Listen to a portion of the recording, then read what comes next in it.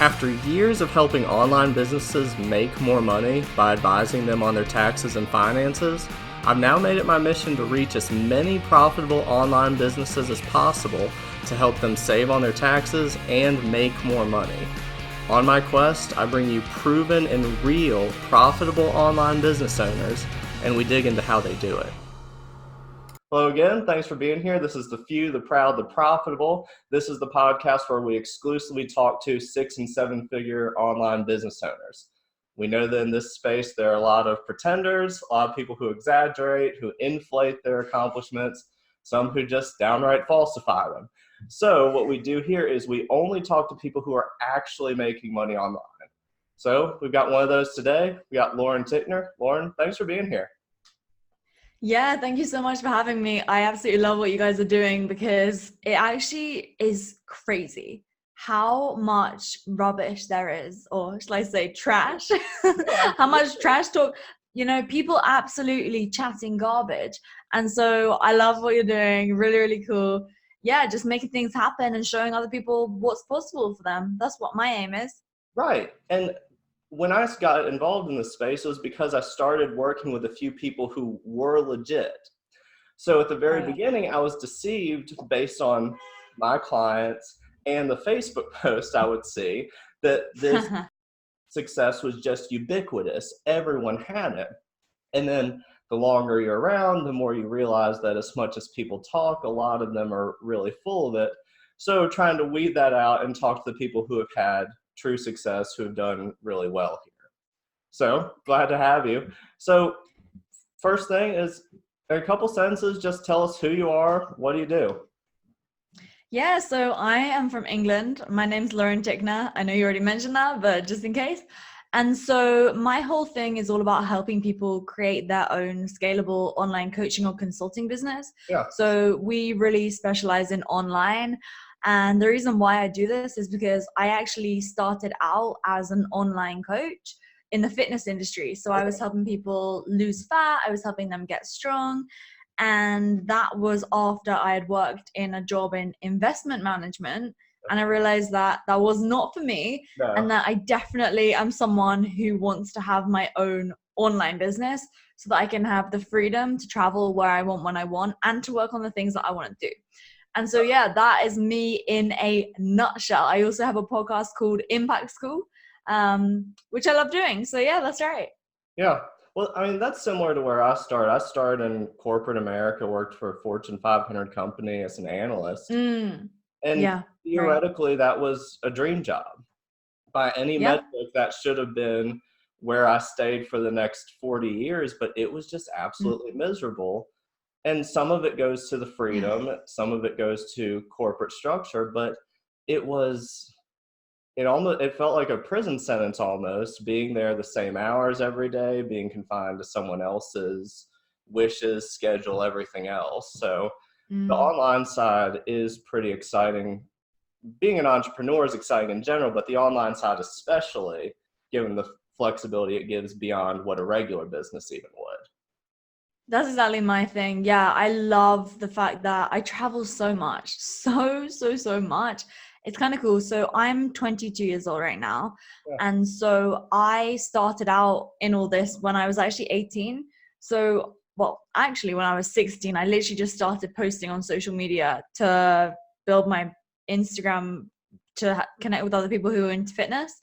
And it's crazy how nowadays you can literally just turn an idea into a full business. Is so easily doable now. And in some ways that's bad because it means that some people who maybe aren't doing things in the most legitimate of ways they're out there doing these things. Yeah. But in other ways it's awesome because I'm sure that people who listen to this podcast are the ones who are actually making big things happen. And so that's when it's just like, okay, look at all the opportunities that you have right now and make the most of them. And I'm fully committed to helping other people do just that because I know how many people just coast through life. I remember one of the biggest reasons why I quit my corporate job when I was working at that, it was the equivalent of like a Fortune 500 company. They call it here the FTSE. They're in the FTSE 250. Okay. It's pretty much the same thing because America's like bajillion times the size of England. But anyways, So I was working there, and I remember some guy was sat behind me, and I overheard a conversation that he was having. He was around the same age as my dad, I guess. And so he was having conversation, and he had a daughter who was a couple years older than me and some other kids. And he was saying how he hadn't been able to take his kids on holiday for the past 7 years because Yeah. they literally couldn't afford it, and because he didn't have enough time. Yeah. And so I'm looking around, seeing this man who's working in a really well-respected job, Yeah. and he can't even take the time or have the money to be able to go take his children on holiday. Mhm. And so not only does that suck, like thinking on his shoulders, right? But also his kids aren't getting the opportunity to have that time away with the parents and those Yeah. experiences. And so I just remember thinking, wow, I sort of had this wake up call. And I was like, if I stay in this job 30 years from now, that's going to be me. And so I just was like, okay, well, I know what I need to do. And then that was essentially how I got into this whole world of entrepreneurship. Yeah. Well, I need to look up the stat, but and I don't know if this is the equivalent over there. But here in the U.S., we have this huge problem with an insane amount of vacation days that employees are owed but don't take because they have too much Oh, pressure. really? Employers, they're so overworked that they can't get their work done. They can't afford it. It's Wow. weeks and weeks per employee that they're due that just they never end up taking. And it blew my mind because it's such a cultural issue over here. I had a client who it was an American business, but it was half owned, sort of as a pseudo subsidiary of a Swedish corporation. And I was talking to the lawyers over there, and they're like, okay, well, you won't be able to contact me for the next 5 weeks because I'm going on vacation. I'm like, Yeah, they not get a only are lot. you able to take this 5 week vacation, but you can just check out. But over here, it's such a cultural problem to you can't. Mm. People aren't able to check out from their jobs given the pressure from their bosses. Yeah, I mean, it's pretty similar in certain jobs here. But honestly, I just I don't really pay attention to what's going on, because Yeah. if everyone's going to go right, I'm going left, because I Yeah. know that in order to do crazy big things, you can't do really what everyone else is doing. Sure. Just because I think that the system in a lot of these institutionalized organizations is pretty broken.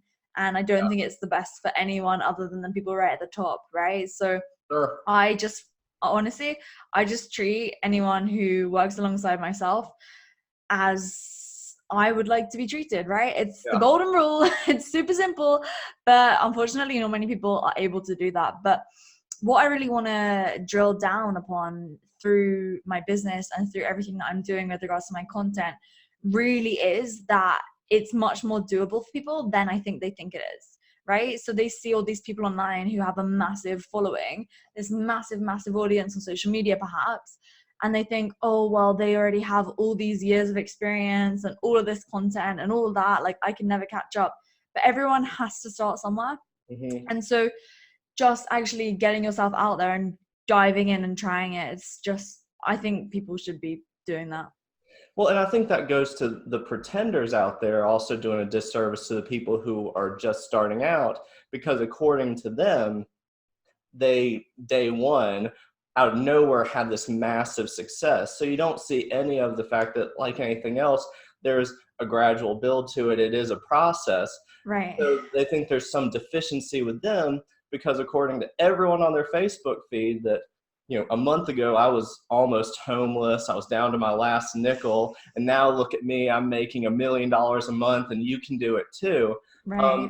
So yeah, if there was more realistic dialogue, then people would say, yeah, that you can do this. Absolutely. Right. But it won't be Exactly. quite so instantaneous. Yeah, I mean, that's story. How many times have we seen it? My goodness me. And it's funny that you mentioned that, because just a couple of weeks ago, my friend and I from university, before I dropped out, like I mentioned, but anyway, so me and him, we recorded an episode for Impact Schools podcast on the title was essentially saying, are you a wompreneur? Yeah.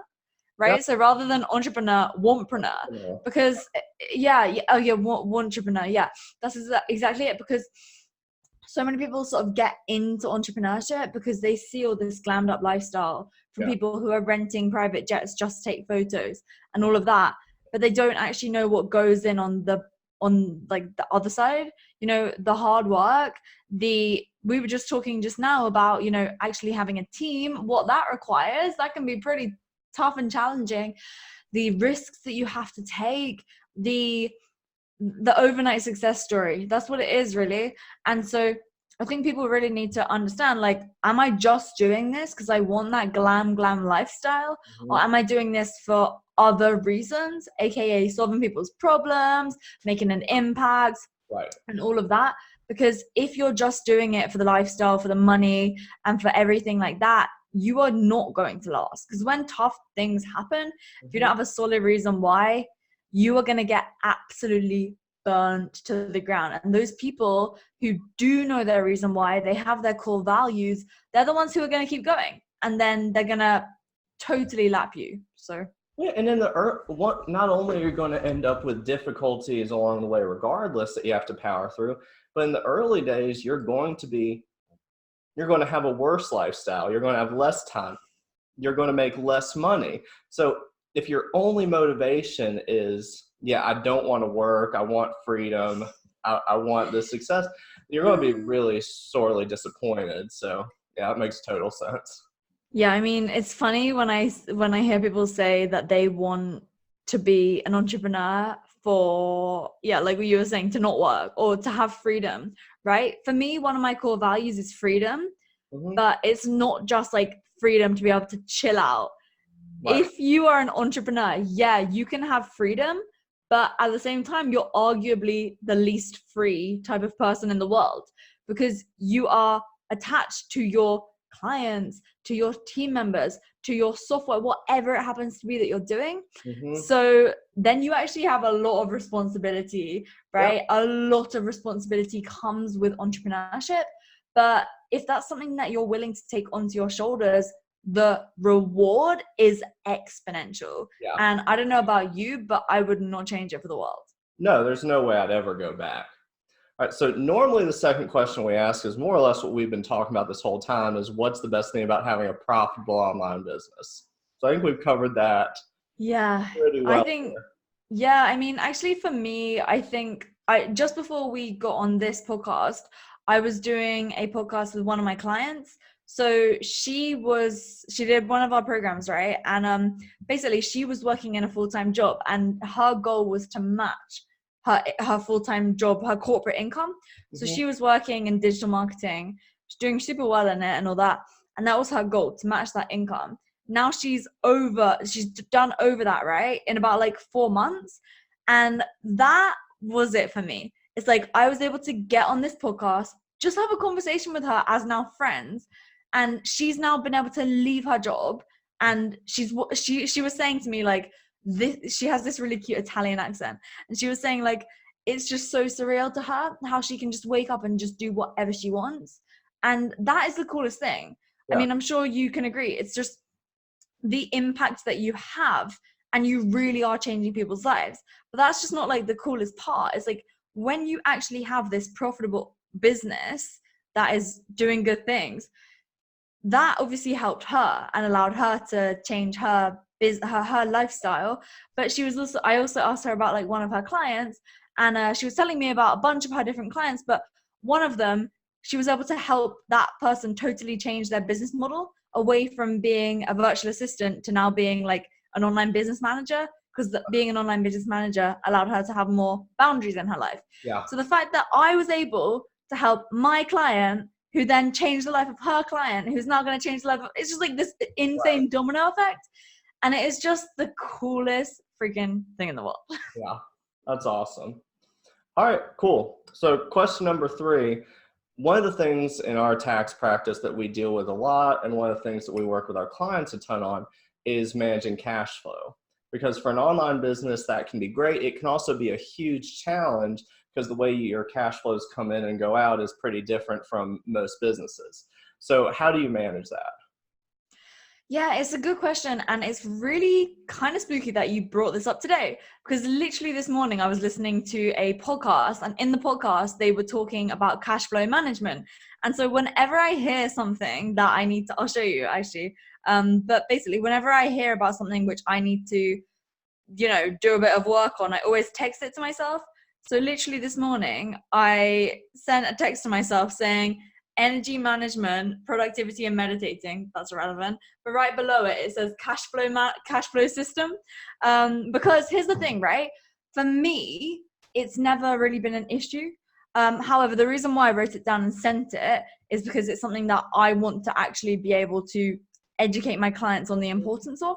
And so personally, my business has always been like super profitable and my costs have been pretty low because it's always been bootstrapped. I built it from the ground up, and until recently, when I've really been bringing on a lot of team members, my profits have been really high. So Yeah, I haven't even really thought about it. so you don't think as much. Right, exactly. So the only issue, and that I do have a team in-house helping me on, is chasing failed payments. Yeah. Because I think that's really important, whether it's an online or an offline business. If you have any form of subscription or where you're doing the work before you get paid, you need to have that, because people are shady, even if there's contracts in place, which there obviously should be, people are still not trustworthy. So Well, and for an online business, this is one of the things we've really had to tighten up and we advise our clients to, is when you're doing it across different countries, across state lines, whatever, when it's not a local client, even if you have the right to theoretically sue over the funds, it is significantly harder to do. And even if you can, much more expensive to go and recover those funds. So anything you can do to make sure that you're getting a retainer up front, or at the very, you've got payments to where you're not doing this insane amount of work and then you're having to chase after them when they don't have the incentive to pay you at that point. Anything you can do to be having payment information on the front end is going to save you a tremendous amount of hassle down the road. Yeah, exactly. I mean, on that, of course, it means that all of these things come into play where you need to, in the UK, the sort of body which you have to be registered with is called the ICO. Don't know if you've heard of it, but it's not ICO Bitcoin. It's like an ICO. It's basically data protection. So if you're holding people's card information, for example, you need to be registered with that, right? I don't know what it is in America, but there will be an equivalent. Yeah, and so it's like all these things are really important that I don't think entrepreneurs really know anything about, because you get into it for like, you don't think about all these things, these legal implications. Yeah, you're not thinking about the back end. You're thinking about what you want to get out of it and what you want to accomplish, not the sort of bureaucratic things you have to jump through or the organizational stuff you have to set up to properly function and to protect yourself. Yeah, exactly. It's not as sexy, right? Yeah, no, not at all. All right, cool. So fourth question, in a couple of minutes, just give us a tip that you think every online business owner should know. I think that every single online business owner should, it's one tip. That's a tough one, isn't it? Honestly, actually, split it up into some smaller tips, whatever you want to do. Well, no, now that we're talking about it, I just really think it's like the legal side of things. I think online business owners don't really realize how important it is. And the reason why this is fresh on my mind is because on Monday, a couple of days ago, it was cool. One of my clients actually came over and we recorded a podcast together, and she has now started a company which is essentially coaching on these things. And so she's now coaching people who have online businesses on all, like online coaching or consulting companies on these types of things. And so it's super fresh on my mind at the moment, but it's super relevant. And I wish I'd started learning about it sooner, Fortunately, it's never come around, touch wood, to nip me in the butt, because we were all fine and good. But at the same time, if anything had have happened, I would have had no idea. So yeah, just know that you need to be within the law and your taxes. You got to pay your taxes. Yeah, for sure. Well, that's one thing that's kind of interesting with the online, that because of the fact that you can bootstrap most of these companies, you can do it with a laptop and phone and an internet connection, and you can go on your way. For the people who are successful, there can be a little bit of a lag of treating it like a real business when it comes to the admin. Yes. And I'll be amazed. I'll be talking to people who are doing insanely well. Mm. They got a couple $1 million worth of revenue for consulting businesses. They're clearing high six figures, into the seven figures. I'm like, okay, cool. Doing your return here, looking over your financials. I don't see any insurance expense. They're like, oh, I don't have insurance. I'm like, what? And they're like, Yeah. no, I mean, well, I've got an LLC, which doesn't protect you completely by any means. But I'm like, okay, if you get a policy for even $5,000 or $10,000 or something, yeah, I know that's not cheap, but that's covering you, indemnifying you almost completely. So I'm sure within the realm of what you bought. But same thing where we'll have people where, they'll talk to us and say, oh, well, we didn't really report all the revenue because, no one 1099 us. I'm like, are you kidding me? It's getting processed through PayPal. You think there's not a paper trail that if they decide to look at it that they'll notice? And say the legal setup, having contracts, all that stuff, it's super important. But I think because of the fact that a lot of people are doing this out of their houses, are doing this in such a low overhead way, that even when they're making really good money, there's this weird delay to treat it properly and to dot your I's and cross your T's. Yeah, I mean, I couldn't agree more. Yeah, I absolutely love that you brought that up. So when I was, starting out as a fitness coach, I didn't really see it as a business. I just saw it as a bit of side cash. And then it started, building and building and building. And fortunately, my dad has had his own business. Like, I think this is kind of where I get it from, but he's had his own business since he was a similar-ish age to me. And that's sort of why I understood, okay, I need to get insurance and all that. But I didn't really tell anyone about it for a while other than my clients. And so it was just a bit of a thing that I was doing and making considerably more than I was making in my corporate job. And I didn't really realize the importance of doing all these things, and hire an accountant. That was something that took me a long time to do because I just didn't really understand. And so, these are things that are they're not sexy, but they're important. Right. All right, cool. So 5th question, it's one of two things, or you can answer both if you want. It's either what's the craziest thing you've seen sold online, or what's the craziest tactic you've seen for someone trying to sell something online? I think the craziest thing that I've seen is, I briefly mentioned it earlier, but you can rent a private jet that stays on the runway with a photographer. Yeah. It's just obscene. And then the craziest tactic, I'll pass on that one. I'm not too sure. I've seen too many weird things. You know what I mean? Just too many. It all starts to blend together. Well, what's the weirdest one that you've seen? The one that sticks in my mind isn't even one that I saw. It was one that it was another podcast guest.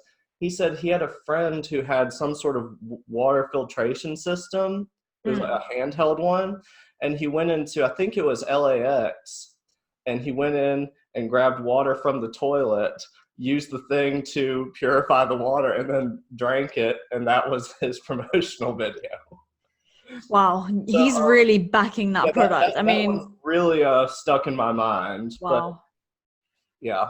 But it's just the thing that gets me. It's not even, and again, this is where it all starts to run together. Is just the crazy exaggerations. It's interesting because you would think that the incongruities in the stories would make no one believe them. Right. Where if you look at the post history and you look at the timeline of when they claim things happen, it sort of shifts over time that I was homeless a month ago, but when I was 16 years old, I was a millionaire, and all these things that don't make sense. Or I saw one, it was a guy who claimed that he was running, I think it was Facebook ads for a car. And he said that he stripped down the price, even though I never reduced my price, but I reduced it to work with them. I quadrupled their business in the first 2 months. And not only did they cancel the contract on me, but then they also said that they were going to dispute my fees. They were going to try and get a charge back with the credit card company. Right. It's just one of those things like, and everyone in the comments is like, oh, that's horrible. Why would anyone ever do that? And I don't know what the story is. I don't know if it's just a completely made up story altogether, but Probably. Yeah. there's something, if this did happen, that we're hearing about 10% of it, because there's Mm, nobody where you're quadrupling their revenue no. who one is Who going then does to that? one, I don't believe you can quadruple the revenue that quickly anyway, running Facebook ads on the Unless it was some really low revenue. yeah, right. Okay, yeah, exactly. They made $5 the month before, and then they made 20 the one after. Right. So there's something screwed. But even if you could do that, no one's going to cancel on you, and then of course they're not going to dispute it if you're doing your job. So I, what's funny is I think people sometimes confuse likes on Facebook and engagement on their social media profiles as social proof. Oh, yeah. I think they can, okay, cool. You have this legion of idiots that are liking your posts and saying, oh, you're so great. But are those people who are successful enough that can actually buy from you? And to what extent are those actually converting to customers that you want? It's huge. Yeah, it's literally huge. I mean, it's an issue that I've definitely faced because I, as I mentioned, built the majority of my audience in the fitness industry. Yeah. And so then now, I mean, I'd say I've done it very well, having shifted my audience to like a podcast business audience. But that's because I was always posting such high quality fitness content that I naturally had a lot of personal trainers and industry professionals following me for advice. But at the same time, because of the nature of my old audience, if I'm to post a sort of like travel like bikini photo versus, you know, a really good video, high quality, the one in the bikini is gonna do so much better. So I've been pretty careful, and I've actually been pretty smart and used it to my advantage to basically use those photos to show the lifestyle of having an online business, Yeah. but then also making sure that people are aware that I have a really awesome podcast that will change their lives. And so that's sort of how I've done it. But yeah, I mean, it's super problematic, and you just can't get caught up in likes. Like, I don't even think about my social media barely anymore, other than how I can put out good content that's going to change people's lives. Right. And how that actually converts to what you're wanting. Right, exactly. Because if Or you're like, changing lives, people are going to buy. You know, it's just a byproduct of that. right. Exactly. All right, awesome. Well, thanks so much for being on here. If people want to reach out to you, if they want to work with you, listen to the podcast, what's the best way for them to get in touch with you or see the content you're putting out? Yeah, absolutely. No, thank you for having me. So the podcast is called Impact School. You can subscribe on any podcast provider whatsoever. And then I'm doing a lot on LinkedIn now. So it's just my name, Lauren Tickner. Yeah, LinkedIn's huge, by the way. Yeah. As of the end of 2019 and beyond, for a good year or so, the algorithm is insane. You're going to get the most bang for your buck on there. And you don't even have to put your buck in there because the organic engagement is amazing right now. So that's a really good way to get new leads into your business. Okay. Awesome. Again, thanks for being here on The Few, the Proud, the Profitable, where we only talk to people who are actually making money online. Lauren Tickner, thanks again for being here. And everyone watching, just check us next time. We'll be putting out new content soon. Thanks.